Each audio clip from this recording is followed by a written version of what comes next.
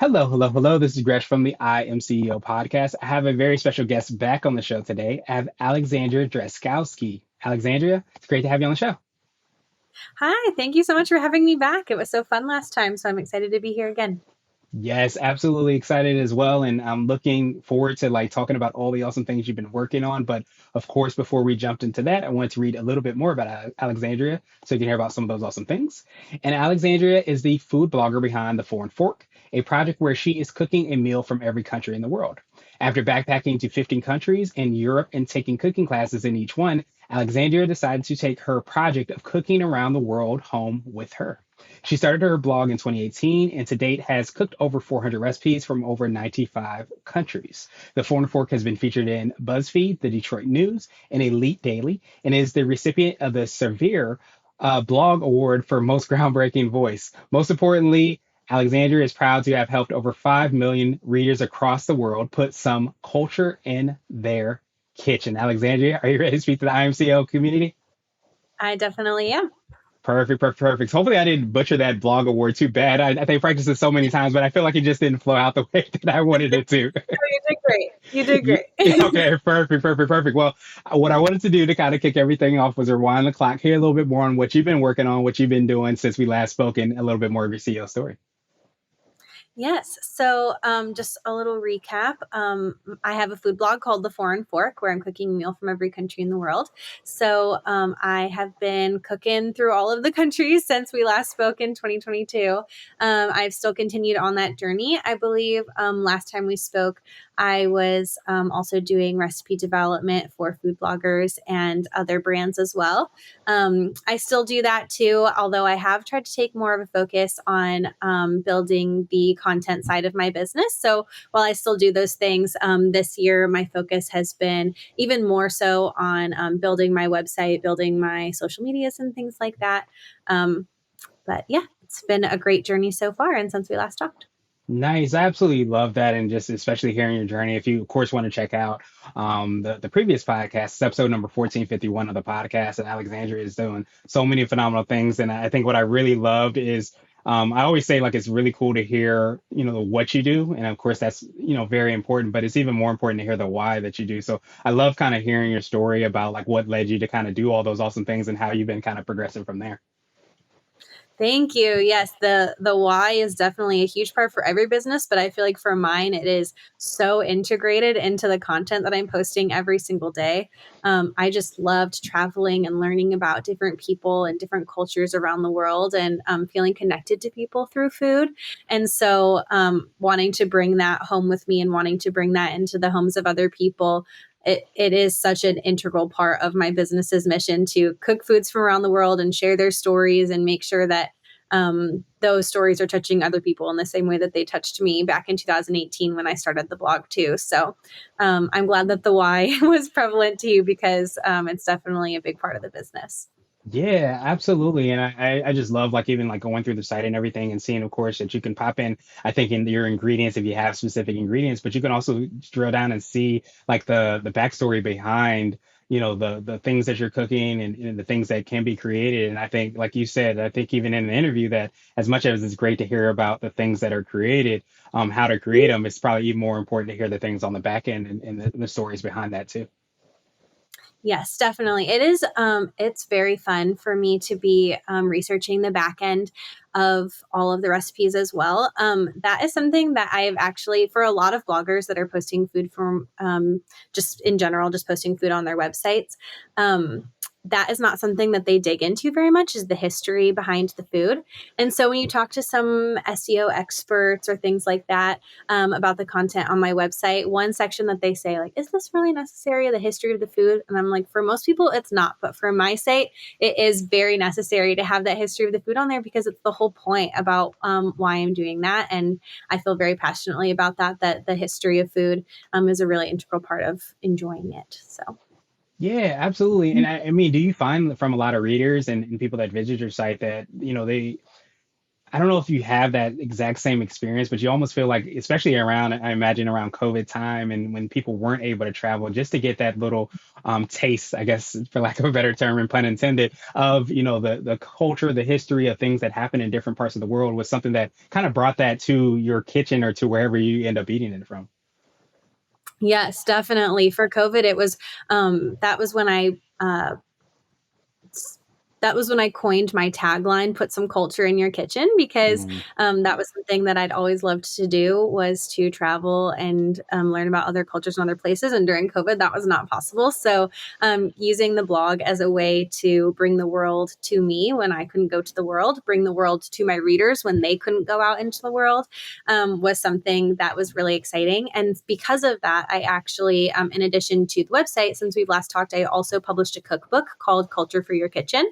And that was another way that I tried to solve that problem of people being so, they weren't able to go out into the world. And I wanted to kind of help solve that problem in other ways too. So I made a cookbook for that reason, to help bring some culture to their kitchen. And that's the name of it, as well as Culture for Your Kitchen.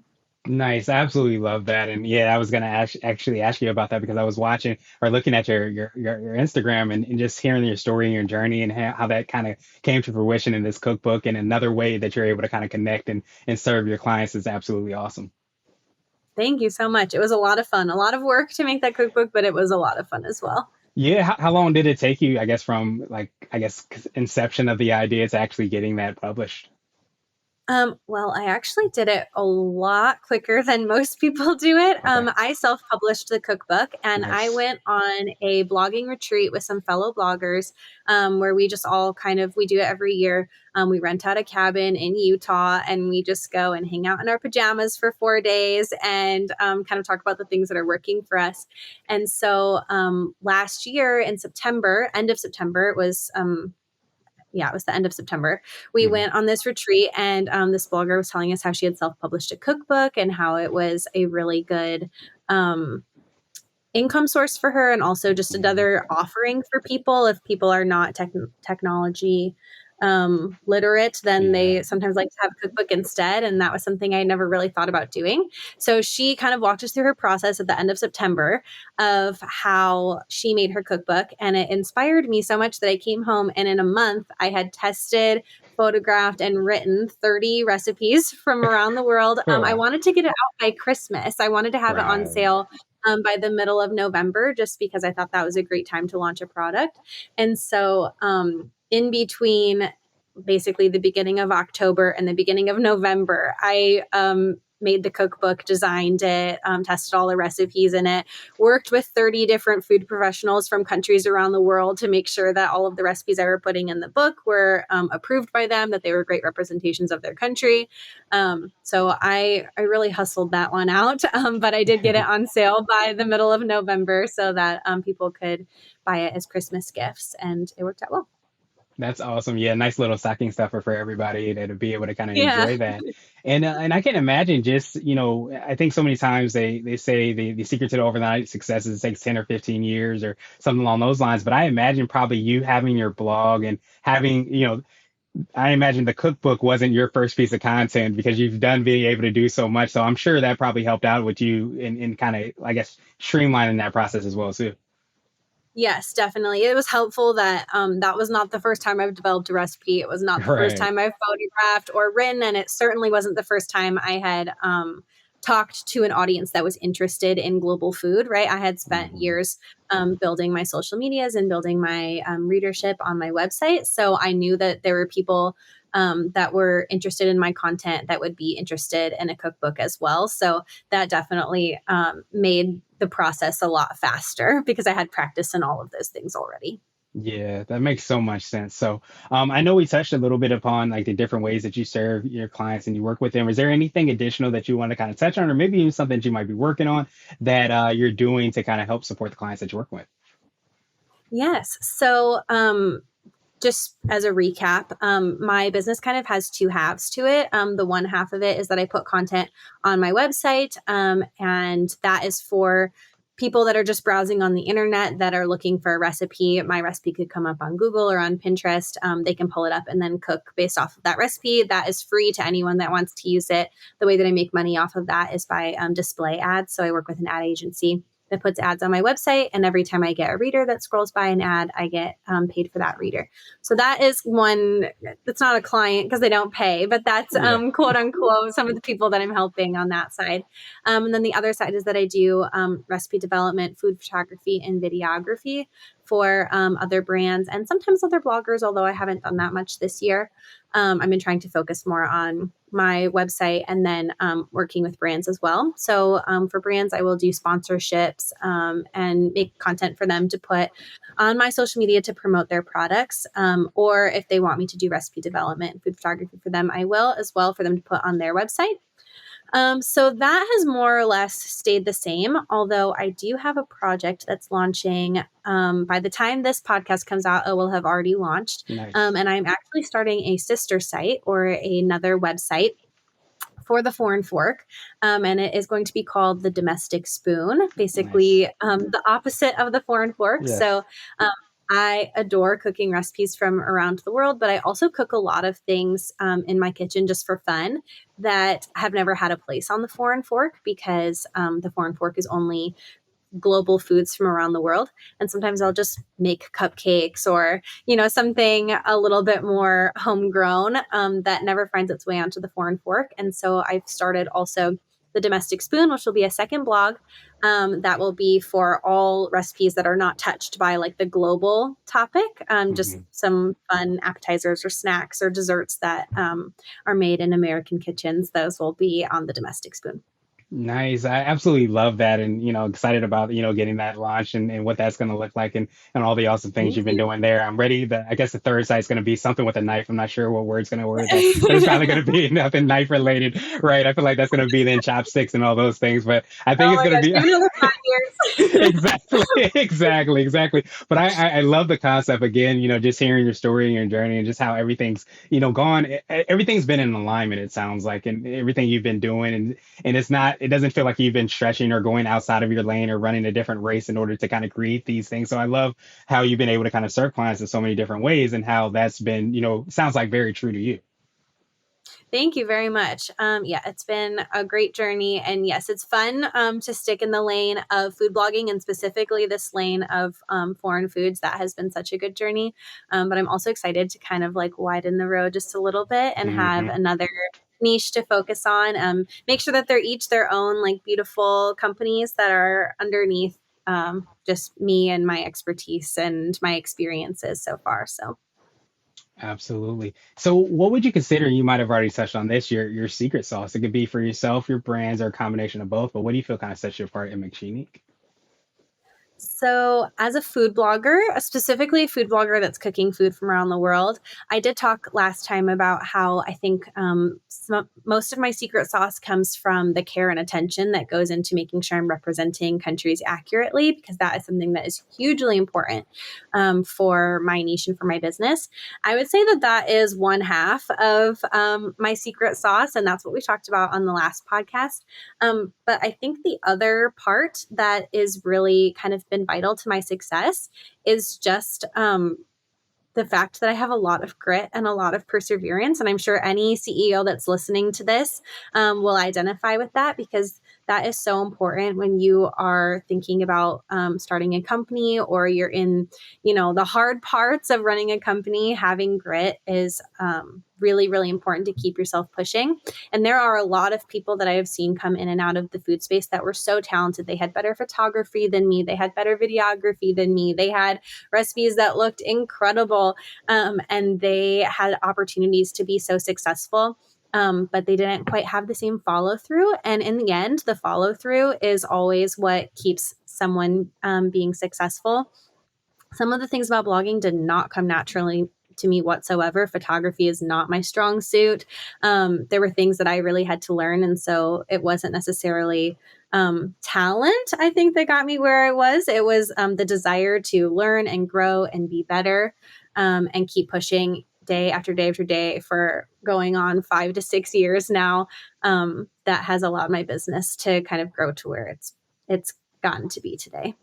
Nice. I absolutely love that, and especially, of course, the care and attention that we kind of talked about, during the first interview, and how important that is to make sure that you're doing things with care and you're representing these countries, the histories, all those things, because that's can be in and of itself be a massive undertaking to be able to kind of represent that. But I love that part around the grit, and I think that so many times I talked about the secret to the overnight success meetings. It takes 10 years, and a lot of times you don't see that. I don't know if you've heard of Malcolm Gladwell's book where he talks a lot around if you look at people that are successful, it's usually because they put in their 10,000 hours and they've done that in different ways. And I feel like that's something that you're alluding to as well, too. Yes, definitely. There's been lots of hours of me learning how to photograph something so that it looks delicious. And I think I've finally gotten there to a point where I'm proud of, but it was something that took a lot of practice. And I think that that's something that any entrepreneur needs to have when they're forming a business. So I really love that part about the grit and preservation or perseverance as well too, is because I think that's something that a lot of people don't realize. And I believe it's Angela Duckworth, I believe, wrote a book around that, or an article around like how important that is. And like that's really the indicator of success is if you have that grit and that perseverance, not so much the talent, because the talent only lasts for so long. But if you have that grit and you're constantly getting better and improving and putting the time in, that's going to lead you to more and more success. definitely, I am a huge believer in that for sure. So I definitely agree with that. Nice. So I wanted to switch gears a little bit, and I want to ask you for what I call a CEO hack. So this could be like an app, a book, or even a habit that you have, but what's something that makes you more effective and efficient? Yes. Okay. This is something that probably is very intuitive to a lot of people. And so it might sound like a silly hack for some, but it's something that I've started doing this year. So if it helped me, hopefully it will help someone else as well. But this year I have started kind of building out my days based off of tasks. So my day to day can look very different depending on what I'm doing. I could be recipe developing in the kitchen. I could be photographing and doing video a day. I could be doing social media, writing emails, managing employees. There's a lot that it's all very different from each other, all of the things that take to run a food blog. And so prior to this year, I would always just kind of do what felt like it needed to get done that day. And so sometimes that meant going from being in the kitchen to then recipe testing to then going into a meeting and then doing my hair so I could be on social media and then kind of going back and forth. And so this year I have kind of built out the days where Mondays are my admin days, Tuesdays are my recipe test days, Wednesdays are my photography days. And it really helps to not have to be code switching in the middle of the day. It helps me be more effective. And so I'm sure that that is very intuitive to a lot of people, but it took me a long time to figure out. But I do feel like I get a lot more done in a week now when each day kind of has a theme for what needs to get done. And I just repeat that every single week. Yeah, that makes so much sense. And I think that's huge to be able to kind of batch those things into their own specific spots to be more effective and efficient. Because I think so many times when, especially if you're starting or even if you're not starting, you just think about all the things that are needed to run a business. You can't help but saying, okay, I need to be here, I need to be here, I need to be here. But I don't know if you found that by being able to kind of, have those specific days, with their own themes, it's allowed you to be more effective and you feel like you've gotten more done or made more progress. Definitely, yeah, because each of those things requires a different side of your brain. For example, managing employees, that requires like a managerial side of your brain versus Mhm. looking at my Google Analytics. That's an analytical side of my brain, and photography is the creative side of my brain. And so when I only need to activate one of those in a day, it kind of allows me to get more into a flow and just be a little bit more productive in each day, as opposed to forcing my brain all day long to switch back and forth from the different sides of it. So I definitely do think that I'm a lot more productive and get a lot more done because of it. Yeah, that makes so much sense. And I think it's something that doesn't, I feel like it doesn't come naturally. I think, a lot of times what we learn is based off of like how we worked or even school and those things like that, going from different, period and different course and different class to different class. Like you're always trying I guess, continue to change gears in different places that you almost don't really respect or even understand how impactful it is to just focus on that one aspect and do it from day to day to day on whatever is your specific theme that day. Definitely. It's interesting because it is definitely different from, for example, high school where you're going back and forth from different classes all day. So it is different from that, but I do think it's very impactful. So I agree with that. Nice. Absolutely love that. So, what would you consider to be what I call a CEO nugget? little bit more word of wisdom or piece of advice. I like to say it might be something you would tell your favorite client, or if you hopped into a time machine, you might tell your younger business self. Yes. So, one of my favorite things that I have done for myself as an entrepreneur over the last couple of years is actually something that I did not come up with. It's something that my husband encouraged me to do back when we were still dating. And at the time, I was putting in so much work. At the time, the Foreign Fork was not my full time job. So I was doing a lot of work on nights and weekends, and I was putting so much time and energy into this business, and it hadn't turned a profit yet. And I was just feeling so down and out about the whole thing. I've spent like a year and a half on this, and you know what I mean? It still isn't quite keeping up with what I want it to be. And so at the time, my now husband had encouraged me to start a notebook where every time something good happened in the business, write it down. Um, and that way I could have on the days that I was feeling really down, I could open up that notebook and go back and look at all of the wins that I had accomplished over time and kind of just give me a little bit of fuel to my flame when I was feeling down and out. And so to this day, I still have that notebook and I still write in it. And it's not every day, but it's, once a month, something awesome might happen and I write it down in there. And a couple of weeks ago, I hadn't used it in a long time in terms of looking back on it because I'd been feeling pretty good about my business. But a couple of weeks ago, I was feeling down. And so I went and flipped through and started looking at some of the things that I written in there in 2018, 2019, and some of the numbers that I was excited about for an entire month, I have in a day now. And it's really easy to lose that perspective and kind of forget where you started, where you're in the throes of trying to keep your business running and keep it moving forward. But having that notebook that I've had for 5 years now and looking back on where I had started and where I am now, it definitely fixed my cranky mood. So I highly recommend that for any entrepreneur. Keep a notebook of your wins. Nice. I love, love, love that. And I think so many times, especially driven type A people, we're always going to the next thing and the next thing, and the next thing. I'm a big sports fan, and I think Tom Brady, he said that his favorite Super Bowl was always like the next Super Bowl. So whatever the next thing is, the one after that, and the one after that. And you could be so kind of obsessed with whatever that is that we do sometimes not celebrate our wins enough, or even, as you kind of alluded to, actually remember them. And I think Right. that when we're going through this journey, it's so important to kind of make sure that we have that. So I absolutely love that nugget because it's something that we can kind of skip over and forget, and we're doing ourselves kind of a disservice by not having that as a habit. Yes, I agree with that for sure. I'm definitely guilty of being one to not celebrate my wins. I work so hard for them, and then as soon as I get them, it's just like, okay, that was nice. Now let's move on to the next thing. And that is something that my husband is very good at, and so he kind of balances me out in that way of encouraging me to celebrate those wins. And I do think it's been impactful long term of keeping morale high in the business. So Yeah. again, it's not something that comes naturally to me, but having the notebook really helps. Yeah, well, I appreciate you giving that insight. I too am one of those people that sometimes if I hit a goal, I feel like I didn't reach high enough. It wasn't high enough, so Yeah, I almost have to not reach goals to figure out that there's something that I did want to do, and I get discouraged because I didn't reach it, and it's like this vicious cycle that you get into.